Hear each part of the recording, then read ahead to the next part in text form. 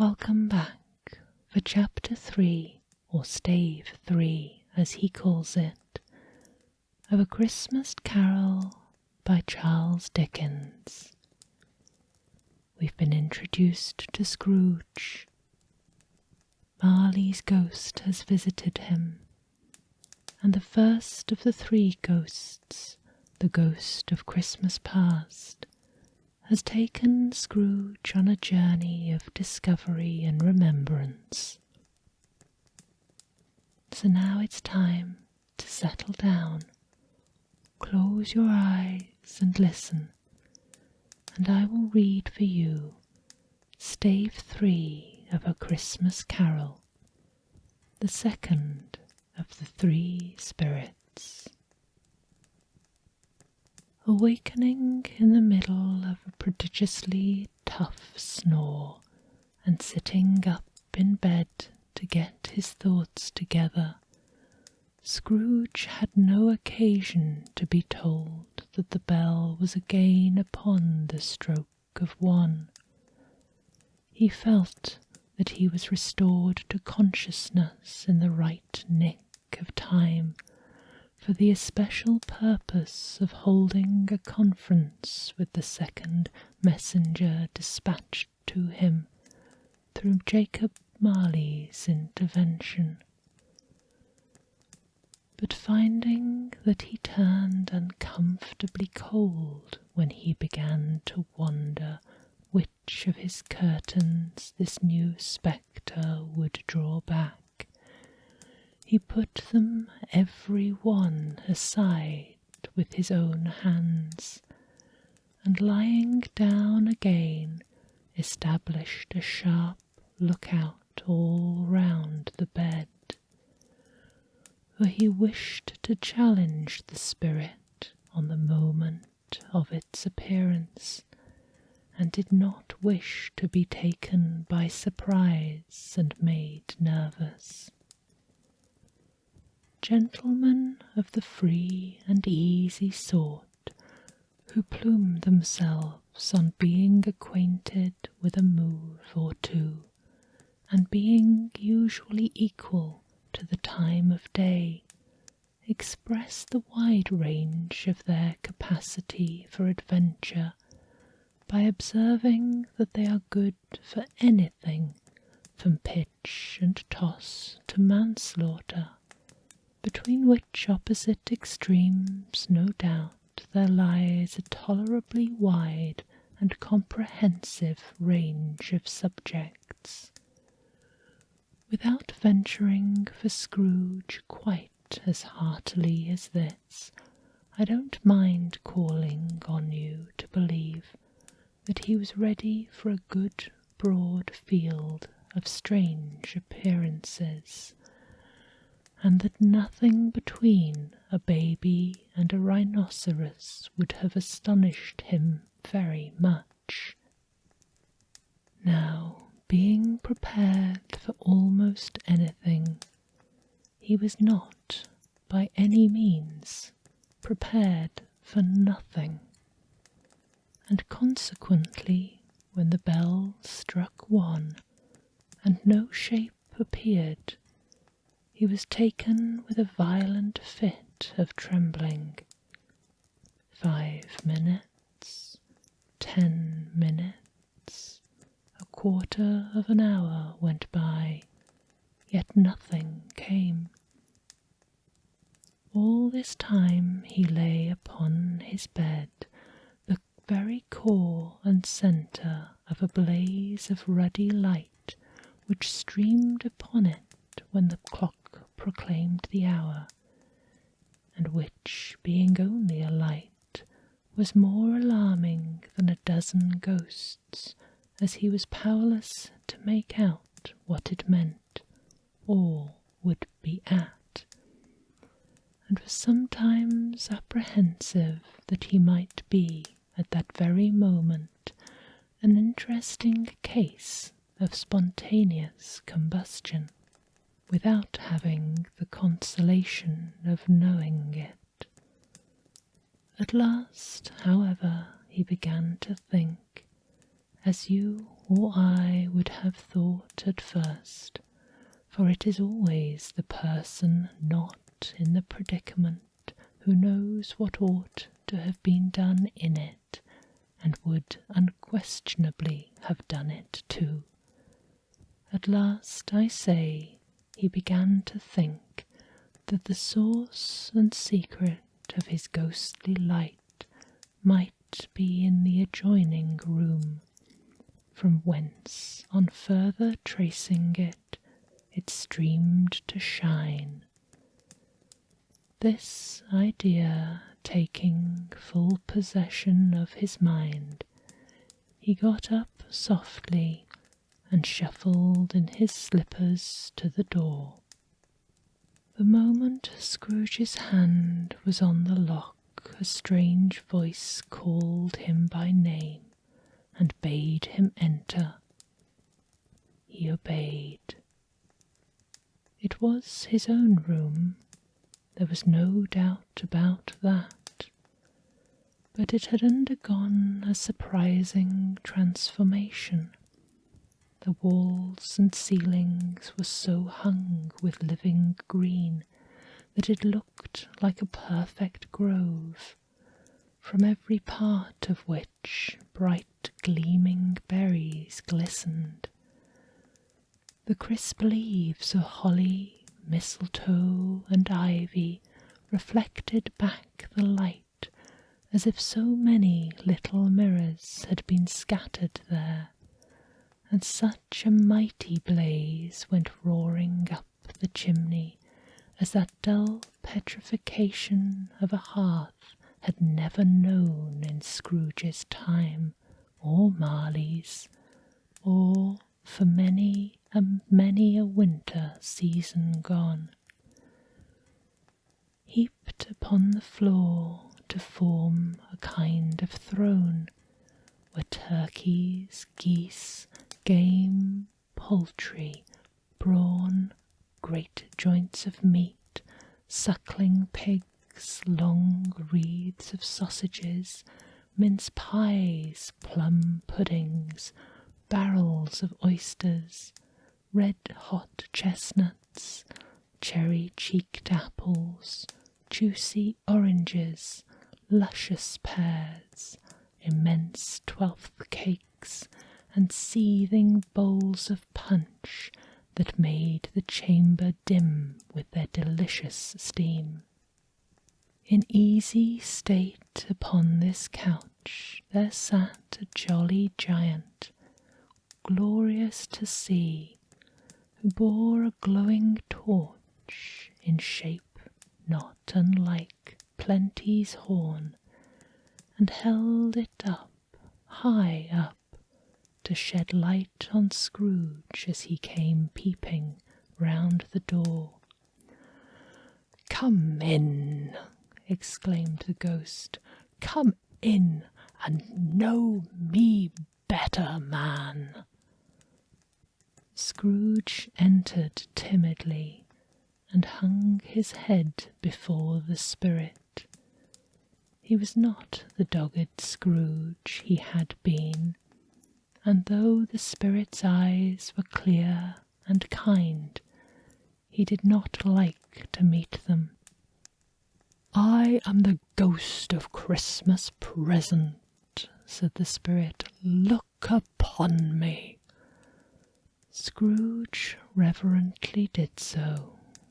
It was clothed in one simple deep green robe or mantle, bordered with white fur. This garment hung so loosely on the figure that its capacious breast was bare, as if disdaining to be warded or concealed by any artifice. Its feet, observable beneath the ample folds of the garment, were also bare, and on its head wore no other covering than a holly wreath, set here and there with shining icicles. Its dark brown curls were long and free as its genial face, its sparkling eyes, its open hand, its cheery face, its unconstrained demeanour, and its joyful air. Girded round its middle was an antique scabbard, but no sword was in it, and the ancient sheath was eaten up by rust. "You have never seen the like of me before," exclaimed the spirit. "Never," Scrooge made answer to it. "Have you never walked forth with the younger members of my family? Meaning, for I am very young, my elder brothers born in these later years," pursued the phantom. "I don't think I have," said Scrooge. "I am afraid I have not. Have you many brothers, Spirit?" "More than 1,800, said the ghost. "A tremendous family to provide for," muttered Scrooge. The ghost of Christmas present rose. "Spirit," said Scrooge submissively, "conduct me where you will. I went forth last night on compulsion, and I learned a lesson which is working now. Tonight, if you have aught to teach me, let me profit by it. Touch my robe." Scrooge did as he was told, and held it fast. Holly, mistletoe, red berries, ivy, turkeys, geese, game, poultry, brawn, meat, pigs, sausages, oysters, pies, puddings, fruit, and punch, all vanished instantly. So did the room, the fire, the ruddy glow, the hour of night, and they stood in the city streets on Christmas morning, where, for the weather was severe, people made a rough but brisk and not unpleasant kind of music, in scraping the snow from the pavement in front of their dwellings, and from the tops of their houses, whence it was mad delight to the boys to see it come plumping down to the road below, and splitting into artificial little snowstorms. The house fronts looked black enough, and the windows blacker, contrasting with the smooth white sheet of snow upon the roofs, and with the dirtier snow on the ground, which last deposit had been ploughed up in deep furrows by the heavy wheels of carts and wagons, furrows that crossed and recrossed each other hundreds of times, where the great streets branched off and made intricate channels hard to trace in the thick yellow mud and icy water.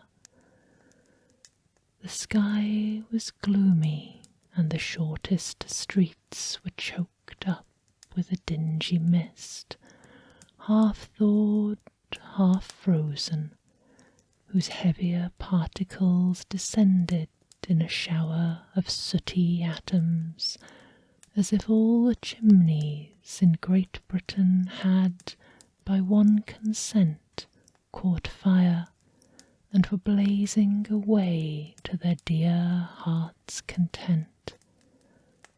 There was nothing very cheerful in the climate or the town, and yet was there an air of cheerfulness abroad that the clearest summer air and brightest summer sun might have endeavoured to diffuse in vain. for the people who were shovelling away on the housetops were jovial and full of glee, calling out to one another from the parapets, and now and then exchanging a facetious snowball, better-natured missile far than many a wordy jest, laughing heartily if it went right, and not less heartily if it went wrong. The poulterers' shops were still half open, and the fruiterers were radiant in their glory. There were great round pot-bellied baskets of chestnuts, shaped like the waistcoats of jolly old gentlemen, lolling at the doors and tumbling out into their street in their apoplectic opulence. There were ruddy, brown-faced, broad-girthed Spanish onions, shining in the fatness of their growth like Spanish friars, and winking from their shelves in wanton slyness at the girls as they went by, and glanced demurely at the hung-up mistletoe. There were pears and apples clustered high in blooming pyramids. There were bunches of grapes made in the shopkeeper's benevolence to dangle from the conspicuous hooks that people's mouths might water gratis as they passed. There were piles of filberts, mossy and brown, recalling in their fragrance ancient walks among the woods, and pleasant shufflings ankle-deep through withered leaves. There were Norfolk biffins, squab and swarthy, set off the yellow of the oranges and lemons, and in the great compactness of their juicy persons, urgently entreating and beseeching to be carried home in paper bags and eaten after dinner. The very gold and silver fish set forth among these choice fruits in a bowl, though members of a dull and stagnant-blooded race, appeared to know that there was something going on, and to a fish went gasping round and round their little world in slow and passionless excitement.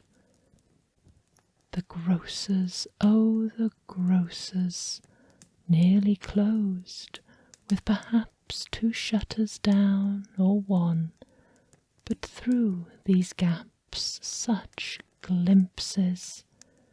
It was not alone that the scales descending on the counter made a merry sound, or that the twine and roller parted company so briskly, or that the canisters were rattled up and down like juggling tricks, or even that the blended scents of tea and coffee were so grateful to the nose, or even that the raisins were so plentiful and rare, the almonds so extremely white, the sticks of cinnamon so long and straight, the other spices so delicious, the candied fruits so caked and spotted with molten sugar as to make the coldest lookers-on feel faint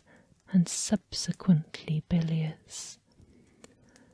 Nor was it that the figs were moist and pulpy, or that the French plums blushed in modest tartness from their highly decorated boxes, or that everything was good to eat and in its Christmas dress.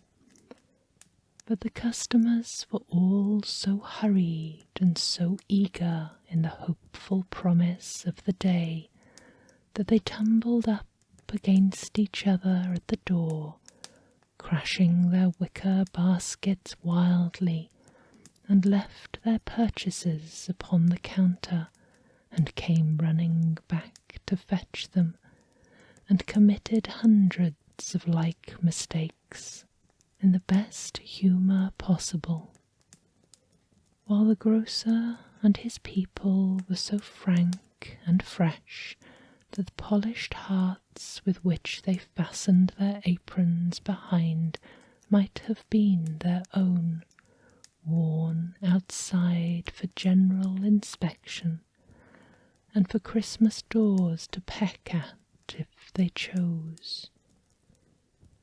But soon the steeples called the good people all to church and chapel, and away they came, flocking through the streets in their best clothes and with their gayest faces, and at the same time there emerged from scores of by-streets, lanes, and nameless turnings, innumerable people carrying their dinners to the baker's shop.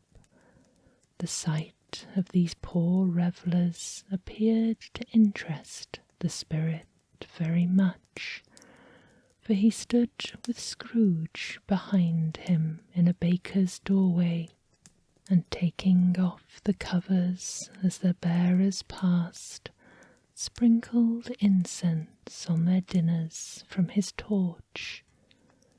It was a very uncommon kind of touch, for once or twice, when there were angry words between some dinner carriers who had jostled each other, he shed a few drops of water on them from it, and their good humour was restored directly, for they said it was a shame to quarrel upon Christmas Day, and so it was, God love it, so it was. In time the bells ceased, and the bakers were shut up, and yet there was a genial shadowing forth of all these dinners, and the progress of their cooking, in the thawed blotch of wet above each baker's oven, where the pavement smoked as if its stones were cooking too. "Is there a particular flavour in what you sprinkle from your torch?" asked Scrooge. "There is. My own." "Would it apply to any kind of dinner on this day?" asked Scrooge. "To any kindly given, to a poor one most." "Why to a poor one most?" asked Scrooge. "Because it needs it most." "Spirit," said Scrooge after a moment's thought, "I wonder you, of all the beings in the many worlds about us, should desire to cramp these people's opportunity of innocent enjoyment." "I?" cried the spirit. "You would deprive them of their means of dining every 7th day, often the only day on which they can be said to dine at all," said Scrooge. "Wouldn't you?" "I?" cried the spirit. "You seek to close these places on the 7th day," said Scrooge, "and it comes to the same thing." "I seek!" exclaimed the spirit. "Forgive me if I am wrong. It has been done in your name, or at least in that of your family," said Scrooge.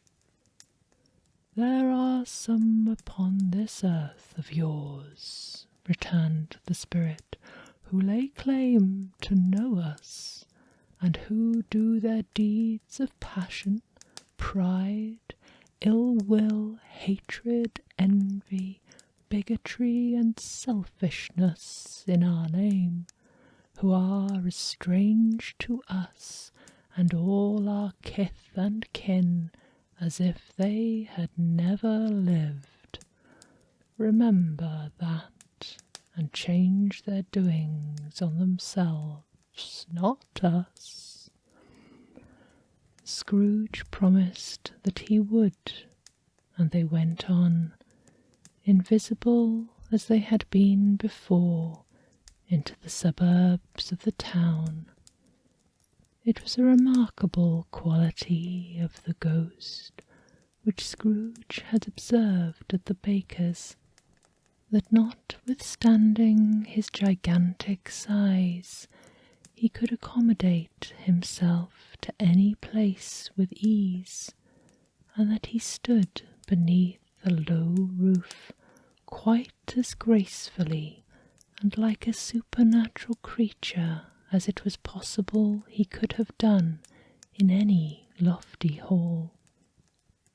And perhaps it was the pleasure the good spirit had in showing off this power of his, or else it was his own kind, generous, hearty nature, and his sympathy with all poor men, that led him straight to Scrooge's clerk's.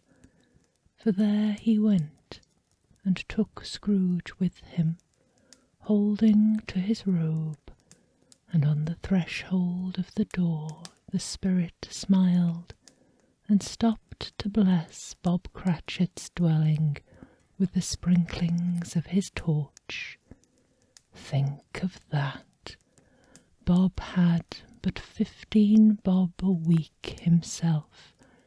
He pocketed on Saturdays but 15 copies of his Christian name, and yet the ghost of Christmas present blessed his 4-roomed house. Then up rose Mrs. Cratchit, Cratchit's wife, dressed out but poorly in a twice-turned gown, but brave in ribbons which are cheap, and make a goodly show for 6pence.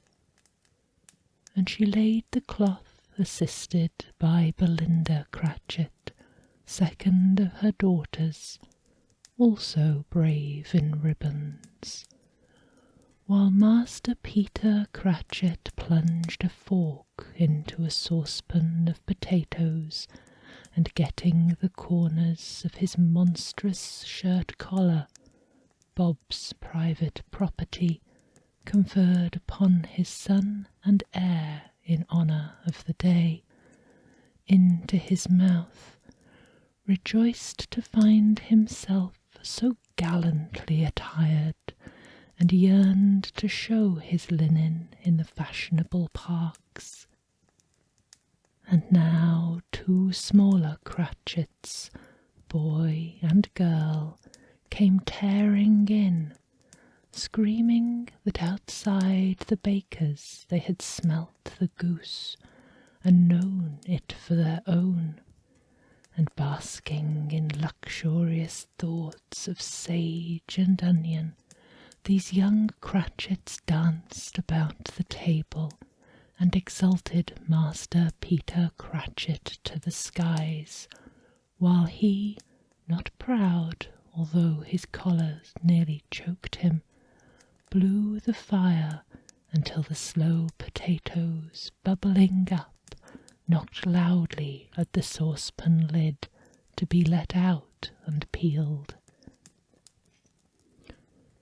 "Whatever has got your precious father, then?" said Mrs. Cratchit, "and your brother, Tiny Tim? And Martha warn't as late last Christmas by half an hour."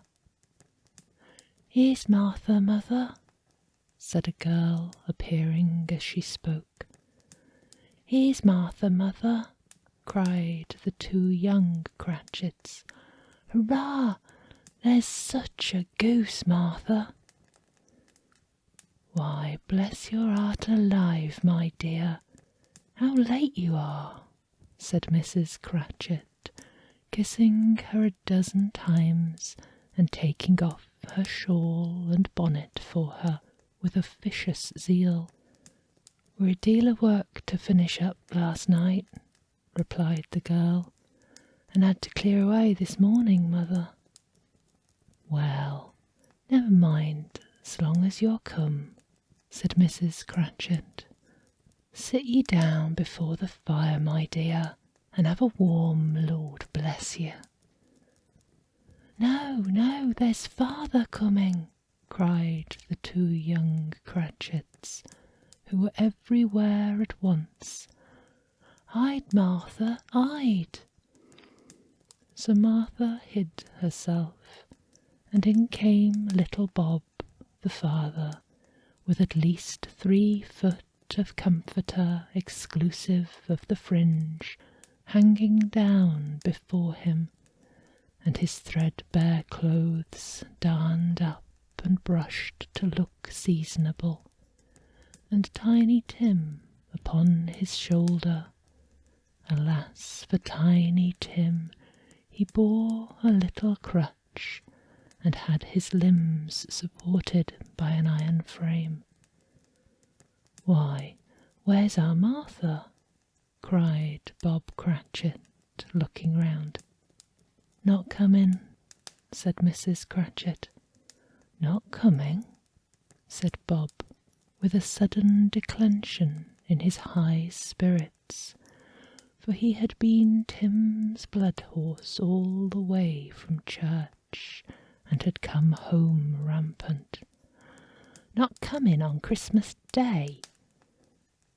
Martha didn't like to see him disappointed, if it were only a joke, so she came out prematurely from behind the closet door and ran into his arms, while the 2 young Cratchits hustled Tiny Tim and bore him off into the wash-house, that he might hear the pudding singing in the copper. "And how did little Tim behave?" asked Mrs. Cratchit, when she had rallied Bob on his credulity, and Bob had hugged his daughter to his heart's content. "As good as gold," said Bob, "and better. Somehow he gets thoughtful, sitting by himself so much, and thinks the strangest of things you ever heard. He told me, coming home, that he hoped the people saw him in church, because he was a cripple, and because it might be pleasant to 'em to remember upon Christmas Day who made lame beggars walk and blind men see." Bob's voice was tremulous when he told them this, and trembled more when he said that Tiny Tim was growing strong and hearty. His active little crutch was heard upon the floor, and back came Tiny Tim before another word was spoken, escorted by his brother and sister to his stool beside the fire, and while Bob, turning up his cups, as if, poor fellow, they were capable of being made more shabby, compounded some hot mixture in a jug with gin and lemons, and stirred it round and round, and put it on the hob to simmer, Master Peter and the 2 ubiquitous young Cratchits went to fetch the goose, with which they soon returned in high procession. Such a bustle ensued that you might have thought a goose the rarest of all birds, a feathered phenomenon to which a black swan was a matter of course. And, in truth, it was something very like it in that house. Mrs. Cratchit made the gravy, ready beforehand in a little saucepan, hissing hot. Master Peter mashed the potatoes with incredible vigour. Miss Belinda sweetened up the apple sauce, Martha dusted the hot plates. Bob took Tiny Tim beside him to a tiny corner at the table. The two young Cratchits set chairs for everybody, not forgetting themselves, and mounting guard upon their posts, crammed spoons into their mouths, lest they should shriek for goose before their turn came to be helped. At last the dishes were set upon, and grace was said. It was succeeded by a breathless pause, as Mrs. Cratchit, looking slowly all along the carving knife, prepared to plunge it into the breast. But when she did, and when the long-expected gush of stuffing issued forth, one murmur of delight arose all round the board, and even Tiny Tim, excited by the two young Cratchits, beat on the table with the handle of his knife, and feebly cried, "Hurrah!" There never was such a goose. Bob said he didn't believe there was ever such a goose cooked. Its tenderness and flavour, size and cheapness were all themes of universal admiration. Eked out by apple sauce and mashed potato, it was a sufficient dinner for the whole family. Indeed, as Mrs. Cratchit said with great delight, surveying one small atom of a bone upon the dish, they hadn't ate it all at last. Yet everyone had had enough, and the youngest Cratchits in particular were steeped in sage and onion to the eyebrows. But now, the plates being changed by Miss Belinda, Mrs. Cratchit left the room alone, too nervous to bear witness, to take the pudding up and bring it in. Suppose it should not be done enough? Suppose it should break in turning out? Suppose somebody should have got over the wall of the backyard and stolen it while they were merry with the goose? A supposition at which the two young Cratchits became livid. All sorts of horrors were supposed. Hallo, a great deal of steam. The pudding was out of the copper, a smell like a washing day. That was the cloth. A smell like an eating house and a pastry cook's next door to each other, with a laundress next door to that. That was the pudding. In half a minute Mrs. Cratchit entered, flushed but smiling proudly, with the pudding like a speckled cannonball, so hard and firm, blazing in a half a quartern of ignited brandy, and bedight with Christmas holly stuck into the top. Oh, what a wonderful pudding! Bob Cratchit said, and calmly too, that he regarded it as the greatest success achieved by Mrs. Cratchit since their marriage. Mrs. Cratchit said that now the weight was off her mind, she could confess she had her doubts about the quality of the flour. Everybody had something to say about it, but nobody said or thought it was at all a small pudding for such a large family. It would have been flat heresy to do so.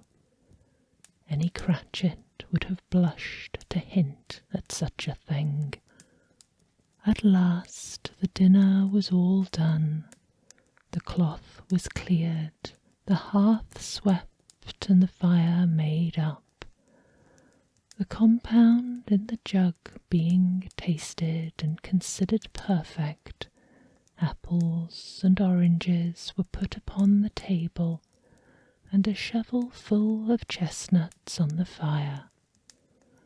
When all the Cratchit family drew round the hearth in what Bob Cratchit called a circle, meaning half a one, and at Bob Cratchit's elbow stood the family display of glass, 2 tumblers and a custard cup without a handle.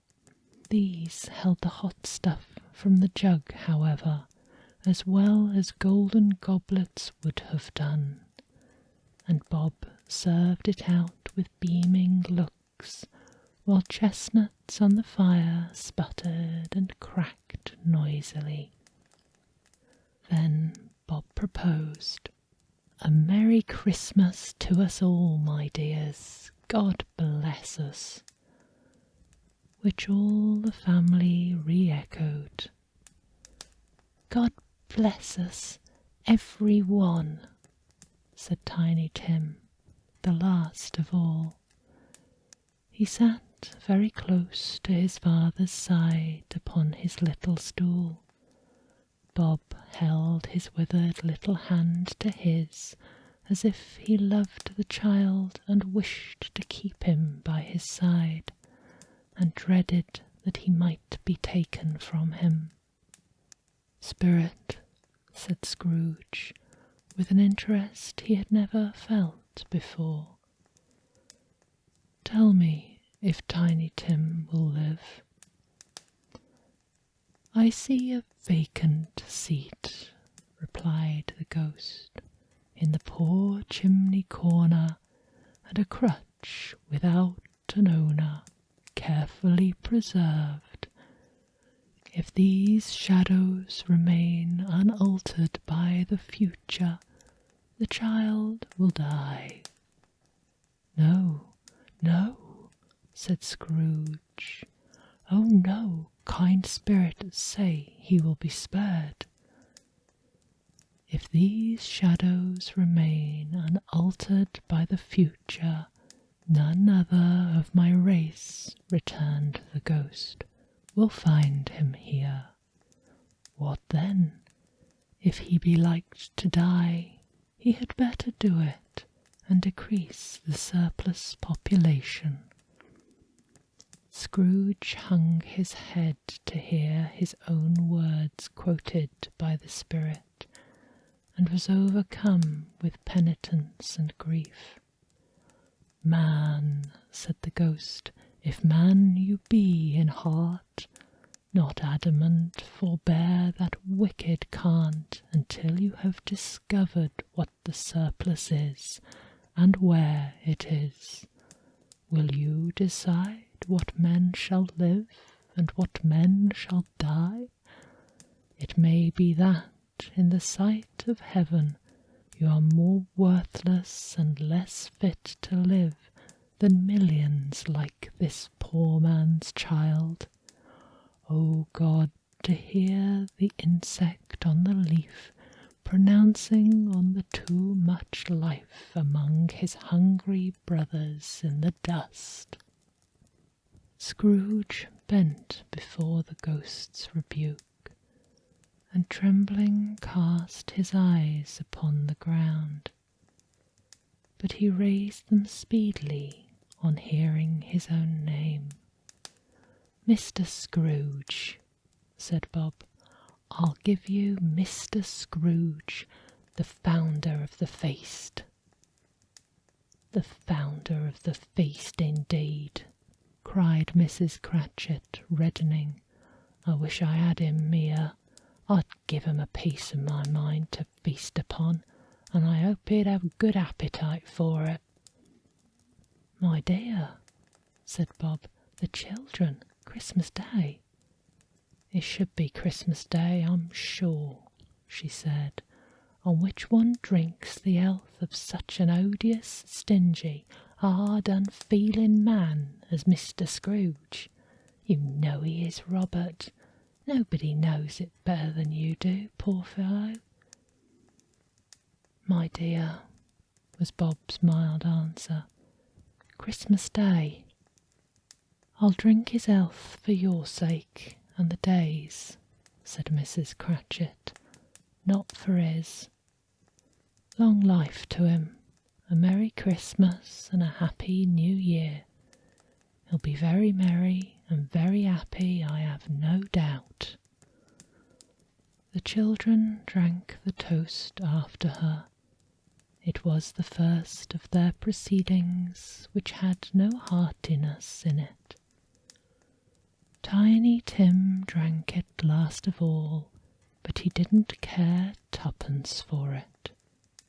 Scrooge was the ogre of the family. The mention of his name cast a dark shadow on the party, which was not dispelled for a full 5 minutes. After it had passed away, they were 10 times merrier than before, from the mere relief of Scrooge the Baleful being done with.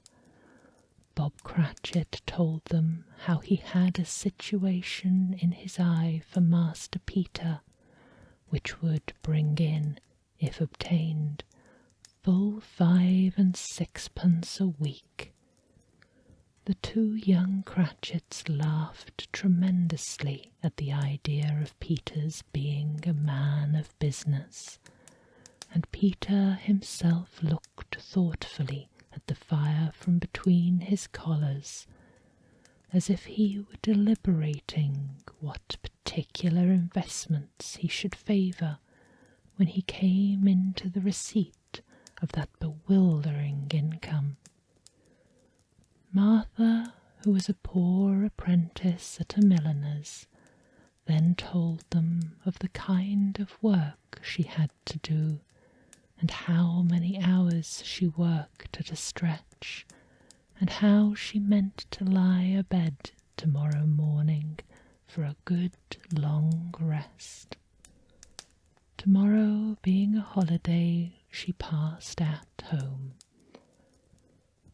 Also how she had seen a countess and a lord some days before, and how the lord was much about as tall as Peter, at which Peter pulled up his collar so high that you couldn't have seen his head if you had been there. All this time the chestnuts and the jug went round and round, and by they had a song about a lost child travelling in the snow from Tiny Tim, who had a plaintive little voice and sang it very well indeed. There was nothing of high mark in this. They were not a handsome family, they were not well dressed, their shoes were far from being waterproof, their clothes were scanty, and Peter might have known, and very likely did, the inside of a pawnbroker's. But they were happy, grateful, pleased with one another, and contented with the time.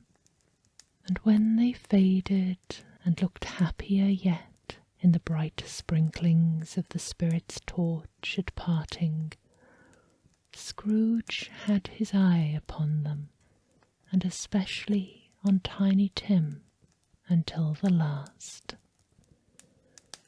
By this time it was getting dark and snowing pretty heavily, and as Scrooge and the spirit went along the streets, the brightness of the roaring fires in kitchens, parlours, and all sorts of rooms was wonderful. Here the flickering of the blaze showed preparations for a cosy dinner, with hot hot plates baking through and through before the fire, and deep red curtains ready to be drawn to shut out cold and darkness.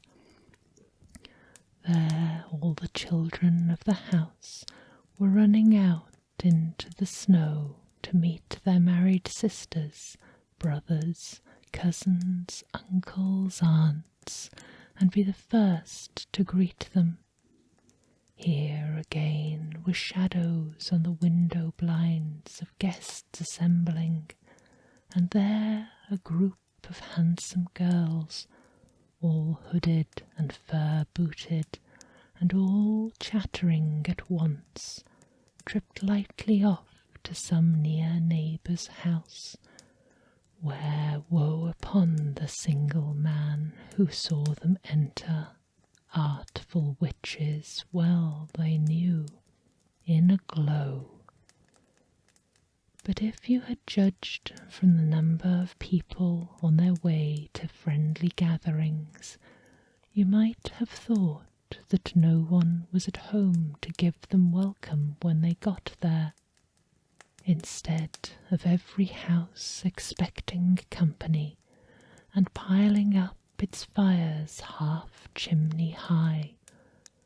Blessings on it, how the ghost exulted, how it bared its breadth of breast, and opened its capacious palm, and floated on, outpouring with a generous hand its bright and harmless mirth on everything within its reach.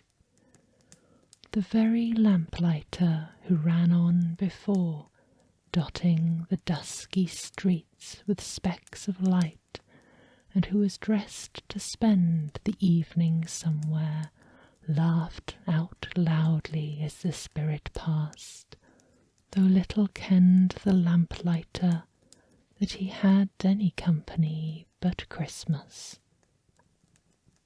And now, without a word of warning from the ghost, they stood upon a bleak and desert moor, where monstrous masses of rude stone were cast about, as though it were the burial place of giants, and water spread itself wheresoever it listed, or would have done but for the frost that held it prisoner, and nothing grew but moss and furze and coarse rank grass.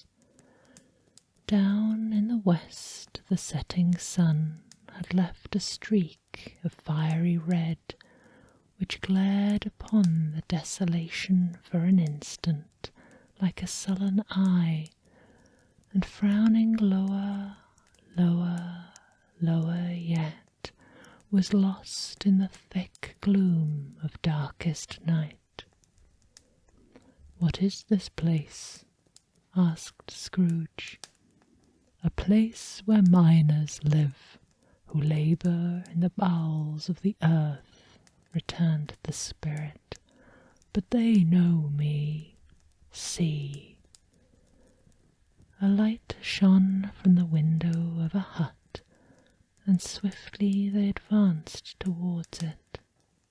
Passing through the wall of mud and stone, they found a cheerful company assembled round a glowing fire, an old man and woman with their children and their children's children, and another generation beyond that, all decked gaily in their holiday attire. The old man, in a voice that seldom rose above the howling of the wind upon the barren waste, was singing them a Christmas song. It had been a very old song when he was a boy, and from time to time they all joined in the chorus. So surely as they raised their voices, the old man got quite blithe and loud, and so surely as they stopped, his vigour sank again. The spirit did not tarry here, but bade Scrooge hold his robe, and passed on above the moor, sped whither, not to see, to see. To Scrooge's horror, looking back, he saw the last of the land, a frightful range of rocks behind them, and his ears were deafened by the thundering of water as it rolled and roared and raged among the dreadful caverns it had worn, and fiercely tried to undermine the earth. Built upon a dismal reef of sunken rocks, some league or so from shore, on which the waters chafed and dashed the wild year through, there stood a solitary lighthouse. Great heaps of seaweed clung to its base, and storm birds born of the wind, one might suppose a seaweed of the water, rose and fell about it like the waves they skimmed. But even here 2 men watched the light, and made a fire that through the loophole in the thick stone wall shed out a ray of brightness on the awful sea. Joining their horny hands over the rough table at which they sat, they wished each other Merry Christmas in their can of grog, and one of them, the elder too, with his face all damaged and scarred with hard weather, as the figure-head of an old ship might be, struck up a sturdy song that was like a gale in itself. Again the ghost sped on, above the black and heaving sea, on, until, being far away, as he told Scrooge, from any shore, they lighted on a ship.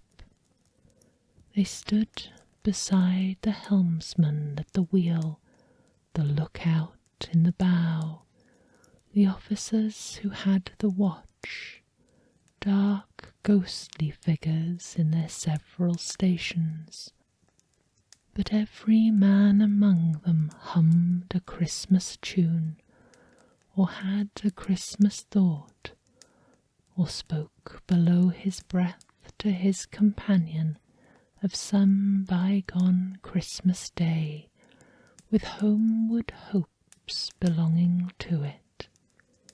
And every man on board, waking or sleeping, good or bad, had had a kinder word for one another that day than on any day in the year, and had shared to some extent in its festivities, and had remembered those he cared for at a distance, and had known that they delighted to remember him. It was a great surprise to Scrooge, while listening to the moaning of the wind, and thinking what a solemn thing it was to move on through the lonely darkness of an unknown abyss, whose depths were secrets as profound as death. It was a great surprise to Scrooge, while thus engaged, to hear a hearty laugh.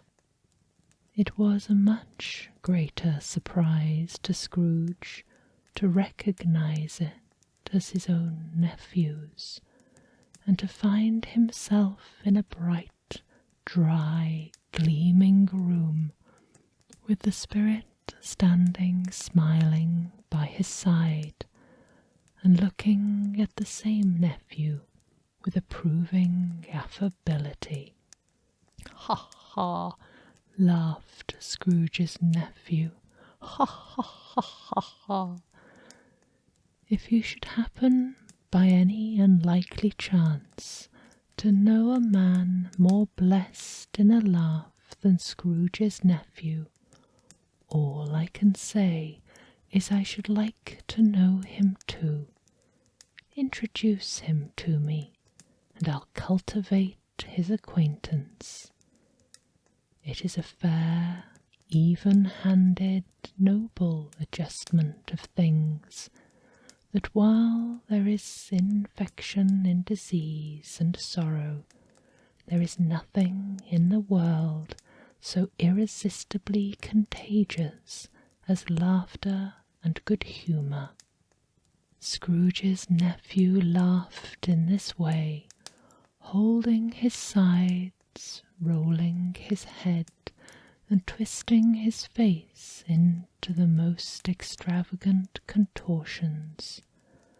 Scrooge's niece, by marriage, laughed as heartily as he did. Their assembled friends, being not a bit behindhand, roared out lustily, "Ha ha ha ha ha ha ha!" "He said that Christmas was a humbug, as I live!" cried Scrooge's nephew. "He believed it too." "More shame for him, Fred," said Scrooge's niece indignantly. "Bless those women!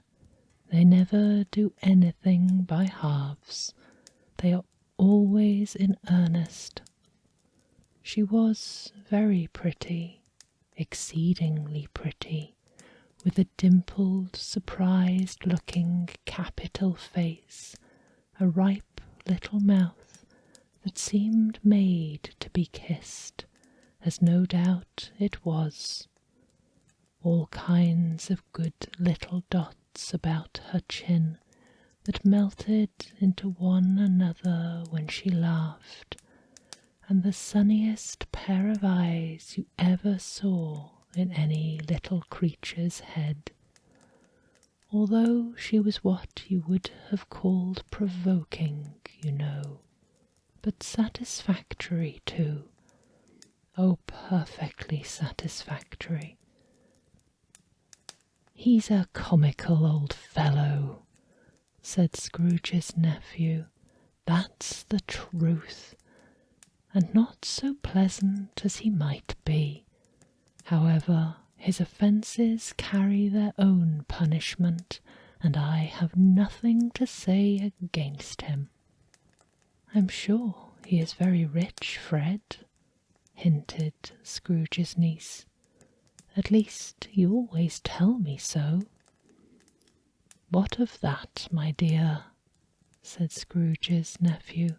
"His wealth is of no use to him.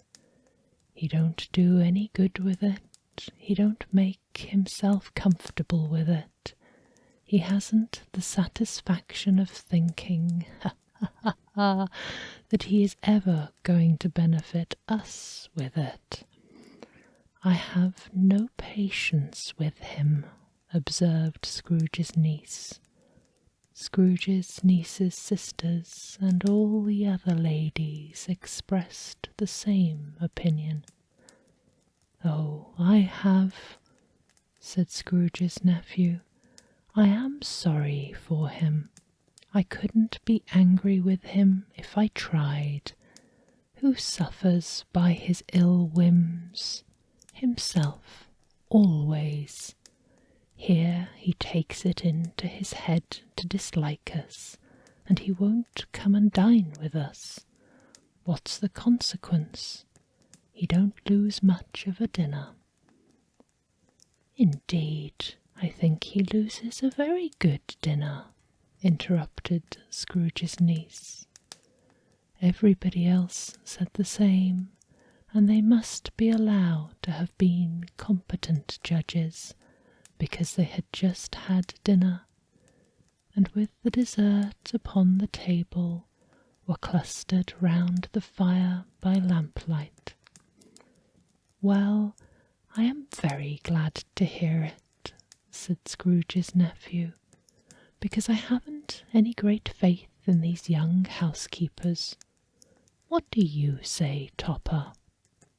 Topper had clearly got his eye upon one of Scrooge's nieces, for he answered that a bachelor was a wretched outcast who had no right to express an opinion on the subject, whereat Scrooge's niece, the plump one with the lace tucker, not the one with the roses, blushed.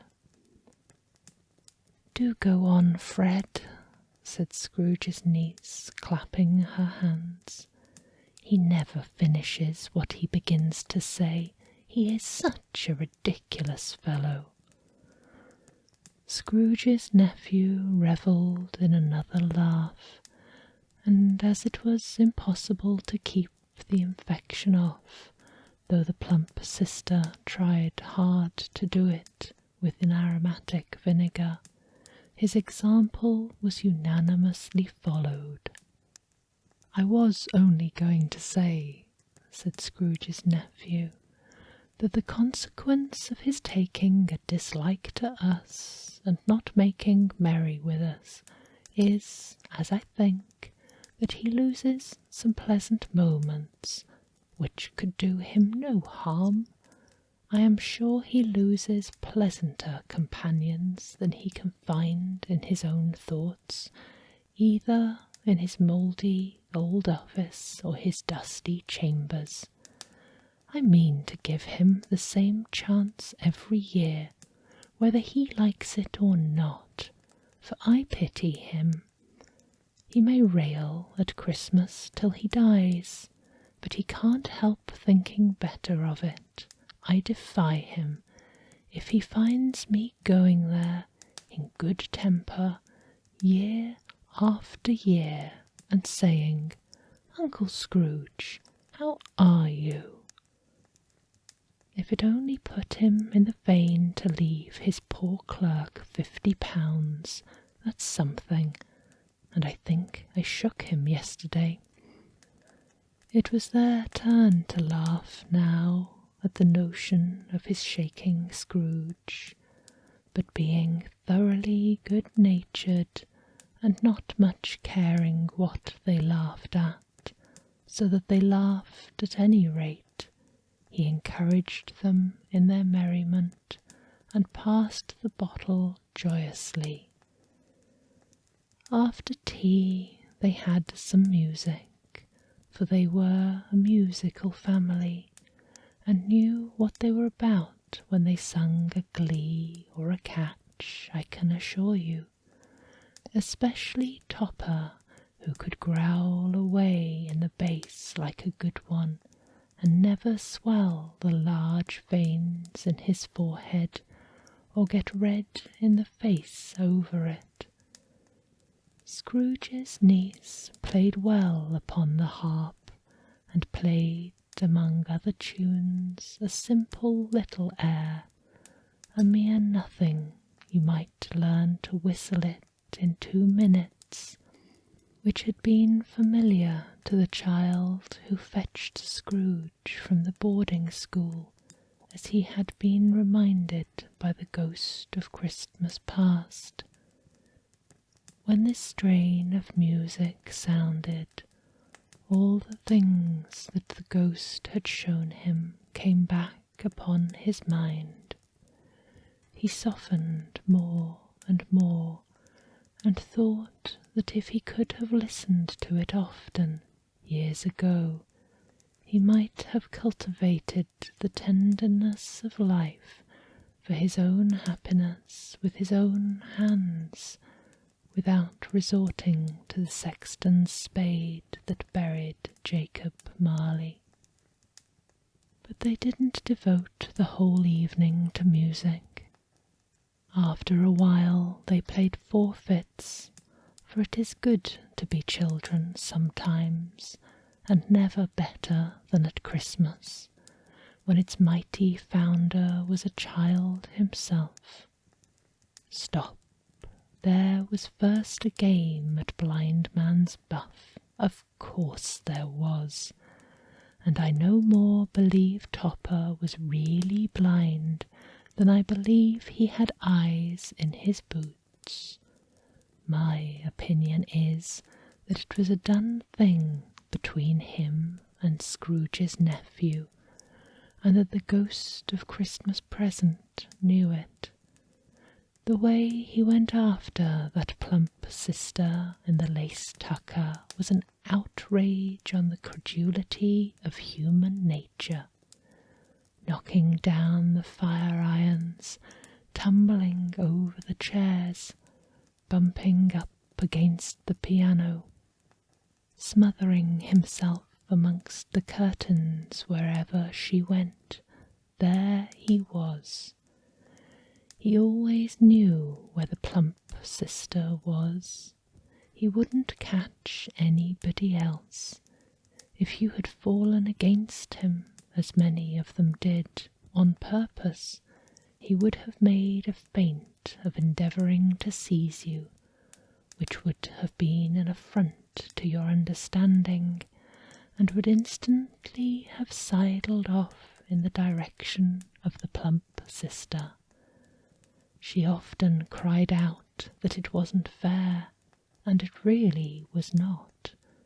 But when at last he caught her, when in spite of all her silken rustlings and her rapid flutterings past him, he got her into a corner whence there was no escape, when his conduct was the most execrable, for his pretending not to know her, his pretending that it was necessary to touch her headdress, and to further assure himself of her identity by pressing a certain ring upon her finger and a certain chain about her neck, was vile, monstrous. No doubt she told him of her opinion of it when, another blind man being in office, they were so very confidential together behind the curtains. Scrooge's niece was not one of the blind man's buff's party, but was comfortable with a large chair and a footstool in a snug corner where the ghost and Scrooge were close behind her. But she joined in the forfeits and loved her love to admiration with all the letters of the alphabet. Likewise at the game of how, when, and where, she was very great, and to the secret joy of Scrooge's nephew, beat her sisters hollow, though they were sharp girls too, as Topper could have told you.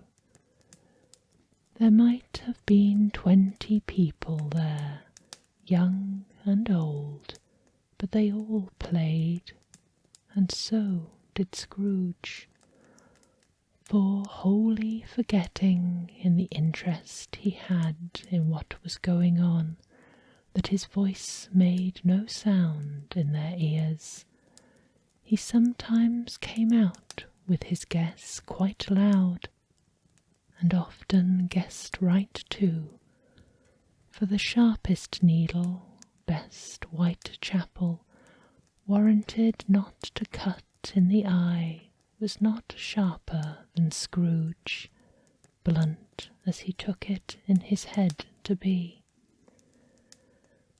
The ghost was greatly pleased to find him in this mood, and looked upon him with such favour that he begged like a boy to be allowed to stay until the guests departed. But this the spirit said could not be done. "Here is a new game," said Scrooge. "1 half-hour, spirit, only one." It was a good game called Yes and No, where Scrooge's nephew had to think of something, and the rest must find out what, he only answering to their questions yes or no as the case was. The brisk fire of questioning to which he was exposed elicited from him that he was thinking of an animal, a live animal, a rather disagreeable animal, a savage animal, an animal that growled and grunted sometimes, and talked sometimes, and lived in London, and walked about the streets, and wasn't made a show of, and wasn't led by anybody, and didn't live in a menagerie, and was never killed in a market, and was not a horse, an ass, a cow, or a bull, or a tiger, or a dog, or a pig, or a cat, or a bear. At every fresh question that was put to him, this nephew burst into a fresh roar of laughter, and was so inexpressibly tickled that he was obliged to get up off the sofa and stamp. At last the plump sister, falling into a similar state, cried out, "I have found it out! I know what it is, Fred. I know what it is." "What is it?" cried Fred. "It's your Uncle Scrooge." Which it certainly was. Admiration was the universal sentiment, though some objected that the reply to "Is it a bear?" ought to have been yes, inasmuch as an answer in the negative was sufficient to have diverted their thoughts from Mr. Scrooge, supposing that they had ever had any tendency that way. "He has given us plenty of merriment, I'm sure," said Fred, "and it would be ungrateful not to drink his health. Here is a glass of mulled wine ready to our hand at the moment, and I say, Uncle Scrooge." "Well, Uncle Scrooge," they cried. "A Merry Christmas and a Happy New Year to the old man, whatever he is," said Scrooge's nephew. "He wouldn't take it from me, but he may have it none the less. Uncle Scrooge." Uncle Scrooge had imperceptibly become so gay and light of heart that he would have pledged the unconscious company in return, and thanked them in an inaudible speech, if the ghost had given him time. But the whole scene passed off in the breath of the last word spoken by his nephew, and he and the spirit were again on their travels. Much they saw, and far they went, and many homes they visited, but always with a happy end. The spirit stood beside sick beds, and they were cheerful, on foreign lands, and they were close at home, by struggling men, and they were patient in their greater hope, by poverty, and it was rich, in almshouse, hospital, and jail, in misery's every refuge, where vain man in his little brief authority had not made fast the door and barred the spirit out, he left his blessing and taught Scrooge his precepts. It was a long night, if it were only a night, but Scrooge had his doubts of this, because the Christmas holiday appeared to be condensed into the space of time they passed together. It was strange, too, that while Scrooge remained unaltered in his outward form, the ghost grew older, clearly older. Scrooge had observed this change, but never spoke of it until they left a children's 12th night party, when, looking at the spirit as they stood together in an open place, he noticed that its hair was grey. "Are spirits' lives so short?" asked Scrooge. "My life upon this globe is very brief," replied the ghost. "It ends tonight." "Tonight?" cried Scrooge. "Tonight at midnight. Hark, the time is drawing near." The chimes were ringing the 11:15 at the moment.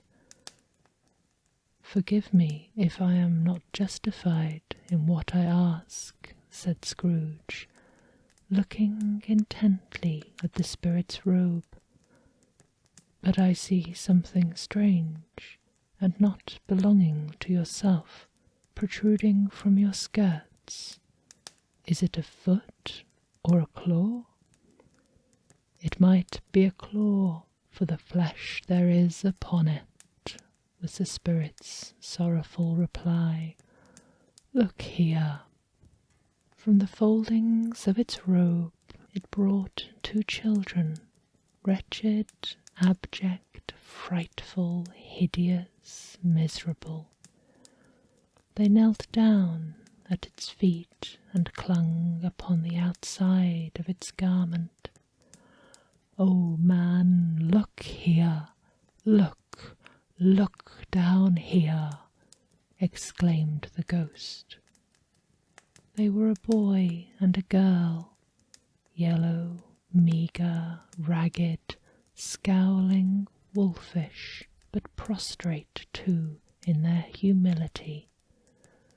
Where graceful youth should have filled their features out and touched them with its freshest tints, a stale and shrivelled hand like that of age had pinched and twisted them and pulled them into shreds. Where angels might have sat enthroned, devils lurked and glared out menacing. No change, no degradation, no perversion of humanity in any grade through all the mysteries of wonderful creation has monsters half so horrible and dread. Scrooge stared back, appalled.